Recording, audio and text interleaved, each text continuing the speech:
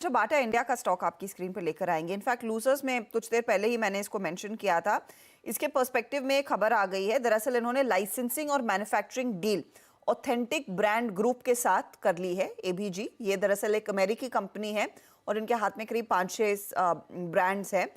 उसमें से एक इनका ब्रांड है नाइन वेस्ट, उसके लिए वो लाइसेंसिंग और मैन्युफैक्चरिंग डील साइन कर चुके हैं। स्टॉक आपके सामने 0.5% नीचे। बाटा वैसे रहा है एक अंडर परफॉर्मर। अब इस तरह की डील से कितना फायदा मिलेगा वो देखना होगा, क्योंकि बीएसई में ज्यादा डिटेल्स है नहीं कि कितनी मात्रा में इनको प्रोड्यूस करना है, क्या प्राइस पॉइंट्स नाइन वेस्ट के एक्सेट्रा हैं, उसकी जानकारी फिलहाल ज्यादा कुछ है नहीं। लेकिन स्टॉक आपके सामने देखिए, 6 महीने में वीरू चुपचाप, ये जूता तो बेचारा चला ही नहीं, 4% एट द मोस्ट। बिल्कुल। और इनफैक्ट हर्षिता, अगर आप मेरे ख्याल से पोस्ट कोविड जो रिकवरी थी और जब स्टॉक से मूव आया, उस वक्त भी रेस्ट ऑफ द जो फुटवेयर स्टॉक्स थे सब चले, लेकिन ये नहीं चल पाया। और अभी भी एट 1564 आप समझ लीजिएगा कि ये लगभग आप अगस्त, सितंबर, अक्टूबर की सबसे लोवेस्ट ट्रैजेक्टरी में ट्रेड कर रहा है। एक संक्षेप में इस खबर पे व्यू ले लेते हैं। शरद जी, बाटा पर आपका व्यू, और नाइन वेस्ट ब्रांड के जरिए एक करार किया है जो उन्होंने, और इसकी जो प्रोडक्ट्स है वो मार्केट करेंगे। आपका व्यू इस स्टॉक पे, बाटा पे, और इस पूरे स्पेस में भी। अगर आप कैंपस से कंपेयर करें, आप लखानी से कंपेयर करें, सबसे लिबर्टी, माफ़ कीजिएगा, सबसे कम मूव रहा है स्टॉक में। आपका व्यू यहाँ पर? जी, मुझे लगता है वैल्यूएशंस वापस प्ले कर रही हैं। जो एक्सपेक्टेशन है वो बाटा में यही है कि आप 10-15% जैसी ग्रोथ देखेंगे अगले 2-3 साल सालाना।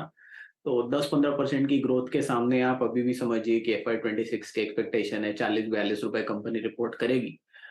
ये डील से अगर आप एट मैक्स 5-7 रुपए ऐड भी कर लीजिए, तो भी कंपनी लगभग 30-35, 30 से 31 टाइम के पास ऑलरेडी ट्रेड कर रही है। उतना बड़ा एडिशन होगा नहीं, बट मुझे लगता है अगर 41-42 पे अभी आप पकड़े तो लगभग 40 टाइम 2 ईयर फॉरवर्ड पे जब कंपनी ट्रेड कर रही है, 2-2.5 ईयर फॉरवर्ड, तो वहां से बहुत ज्यादा अपसाइड बचता नहीं है। और पहले भी लगभग 60-65 टाइम्स पे ट्रेड कर रहा था, तो इस वजह से अपमूव आना थोड़ा मुश्किल हो जाता है जब ग्रोथ रेट्स इतने नेसेंट हो। 15-20% के आसपास ही है एवरेज में CAGR।